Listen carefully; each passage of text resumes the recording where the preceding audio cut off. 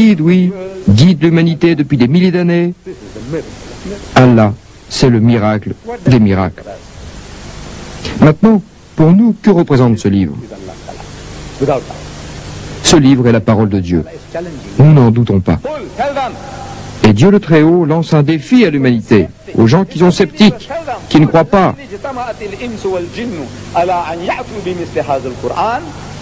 Dit, si les humains et les génies s'unissaient les uns aux autres pour apporter quelque chose de semblable à ce Coran, ils n'apporteraient pas son pareil, même s'ils se soutenaient mutuellement. Vous ne serez jamais capable de produire quelque chose comme ce Coran, même si vous vous entraidez. C'est un livre. Dieu a dit, c'est mon livre. Qu'est-ce que cela veut dire pour nous? Cela veut dire que ce livre est le guide éternel pour vous et pour moi, pour l'ensemble de l'humanité. C'est la solution au problème de l'humanité. Mais nous sommes tous assis sur ce livre comme un cobra sur un pilotis. Nous l'étudions tous par cœur, nous le lisons, nous le récitons pour nous purifier, pour sawab, sawab, sawab, les récompenses, les récompenses. C'est du Coran que vous tirez votre sawab. Il n'y a pas de doute à ce sujet. Le prophète Mohammed, que les bénédictions et la paix de Dieu soient sur lui, a dit que quand vous récitez le Coran et que vous dites Alif Lam Mim, vous savez que Alif Lam Mim ce n'est pas un mot, ce sont 3 lettres. Alif Lam Mim, quand vous dites Alif Lam Mim, a-t-il dit que vous recevez 10, 10 et 10 sawab, c'est 10 récompenses. Quand je récite, je les reçois toutes. Et vous qui écoutez, vous les recevez aussi. En disant Alif Lam Mim, j'en ai 30, 10, 10 et 10. Vous le dites 100 fois, les 100 fois 10. Vous les avez si facilement. Je le crois volontiers. Sawab pour cela. Des récompenses pour cela. C'est du bénéfice. Mais est-ce là le but du Coran? Juste des récompenses faciles à obtenir? Vous pouvez recevoir la récompense d'1 million. C'est du 10 contre 1. Voulez-vous faire une bonne affaire? Du 10 contre 1. Ou même 1 million contre 1. C'est un gain extraordinaire. J'aime faire des affaires avec Dieu. J'aime faire des affaires avec lui, faire une vente extraordinaire. Je ne veux pas de ces 10, 10 et 10. On les a déjà, les 10, 10 et 10. Vous les aurez, de toute façon. Moi, je fais des affaires. Il est mon Seigneur.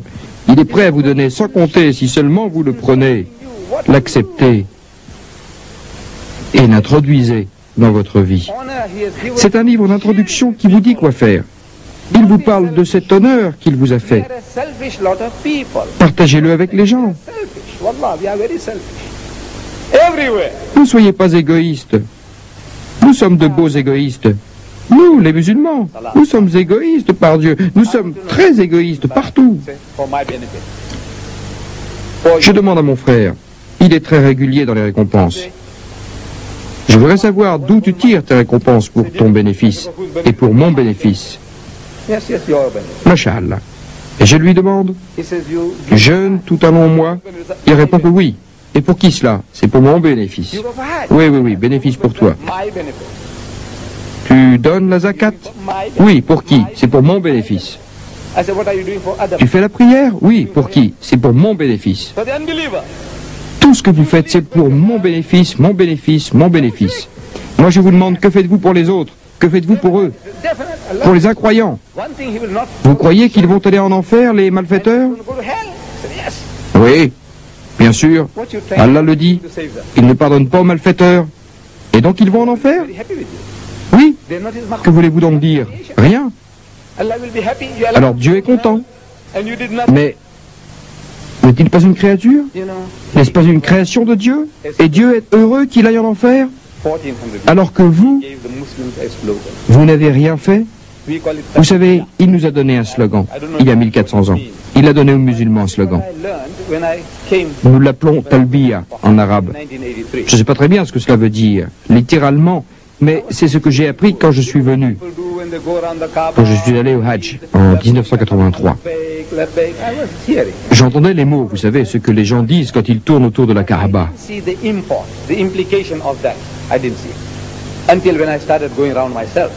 J'ai appris ça, mais je ne voyais pas ce que cela impliquait.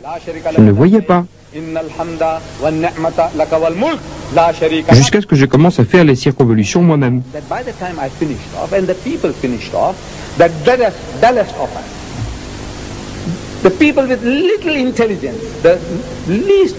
Et j'ai découvert, quand j'ai eu fini, quand les gens ont eu fini, que le plus petit d'entre nous, le moins intelligent parmi nous, quand il a terminé, il connaît bien les derniers mots. La sharika lak, la sharika lak, la sharika lak. Qu'est-ce que c'est? On dit à Dieu qu'il n'a pas d'associé, pas de partenaire, qu'il n'a pas d'ego, qu'il n'y a rien qui lui ressemble. C'est ce qu'on dit, la sharika lak. Mais ce n'est pas vrai. Ce n'est pas vrai. Parce que dès que vous retournez de vous êtes venu, il y a davantage de malfaiteurs tout autour de vous. Il y a plus de gens sur la terre, de dieux qui vénèrent des singes, des éléphants, des serpents de nos jours, qui vénèrent Satan, que de gens qui vénèrent Dieu. Or, vous avez dit la sharika lak. Nous emportons tous quelque chose de la Mecque et de Médine. Nous emportons de l'eau de Zemzem de la Mecque, des dattes de la Mecque, et nous achetons un tas de choses, très bon marché à la Mecque. Et nous flânons un peu avant de rentrer chez nous, où nous prenons le titre de Haji. Nous sommes Haji. Nous avons fait le Haji. À l'époque, je croyais que ce titre était facilement donné. Vous savez, prendre l'avion, voyager dans un avion, à air conditionné, être dans un hôtel avec l'air conditionné, et on devient un Haji. Et alors? Mais par Dieu, je vous le dis, je peux témoigner que si vous êtes passé dans tout le processus, vous le méritez, le titre de Haji. Vous le méritez de toute façon. Vous l'avez fait pour Dieu. Si quelqu'un me payait des millions pour y retourner avec femme et enfants, je ne le ferais pas.